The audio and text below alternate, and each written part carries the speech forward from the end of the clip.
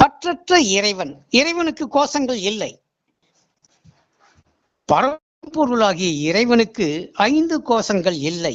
ஆகவேதான் இறைவனை பற்றற்றவன் என்று சொல்லப்படுகிறது. நீங்கள் இறைநிலை கடந்த ஆன்மாவாகிய நீங்கள் பிரம்மஸ்வரூபம் என்பதை அறிய வேண்டுமானால் எந்த பற்றுக்களை விடுவது?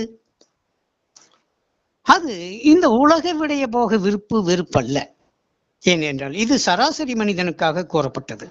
யோகத்தில் நிலைத்த அந்த யோகிக்கு இந்த பற்றுக்கள், உலகப்பற்று, உடல் பற்று, உறவு பற்று, விருப்பு வெறுப்பற்ற நிலை, இவையெல்லாம் தானே நிகழ்ந்து விடுகிறது.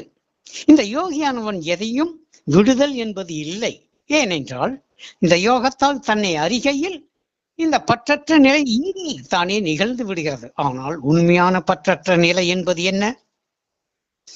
இவன் ஜீவன் நிலையை கொண்டிருப்பது அது ஒரு பற்று. அது ஜீவன் அல்ல நீ என்பதை அறிந்து அதை விட வேண்டும், அழிக்க வேண்டும். ஆன்மாவாகி நான் பிரம்மம் என்ற அனுபூதி வைக்கப் பெற வேண்டும். அது குரு உபதேசத்தாலும் சத்சங்கத்தாலும் யோக ஞான பயிற்சியாலும் இது சாத்தியமாகிறது.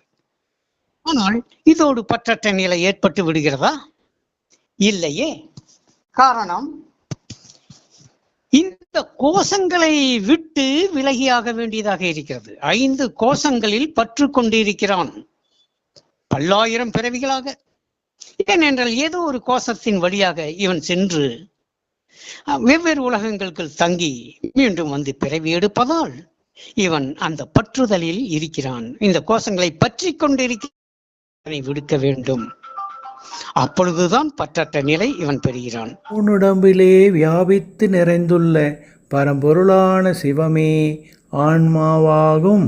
சிவமே ஆன்மஸ்வரூபம் ஆதபடி எங்கும் பிரகாசமாய் ஆனந்த பூர்த்தியாகி அருளொளி நிறைந்த அண்டபகிரண்டமும் அடங்க நிறைவான இகவரம் இரண்டினிலும் உயிரனுக்கு உயிராகி எங்கும் வியாபித்த பார்க்கும் இடமெங்கும் ஒரு நீக்கமர நிறைந்திட்ட நீக்கமர மயிர் முனைக்கும் இடமர நிறைந்து நின்றிலங்கும் பரம்பொருளான சிவஸ்வரூபம் பஞ்சபூத விகாரமான 7 தாதுக்களாலான ஊன் பொதிந்து என்பு தோல் போர்த்த நவவாயில்களையுடைய காற்றில் பொதிந்த நிலையற்ற நாற்றப்பண்டமாகிய ஆபாச கொட்டிலாம் ஊத்தை கூடான அன்னமய கோஷ சோற்று திருத்தியாம் இந்த பரு உடலிலே தேக கூட்டினிலே வியாபித்து நிறைந்து விளங்குகிறது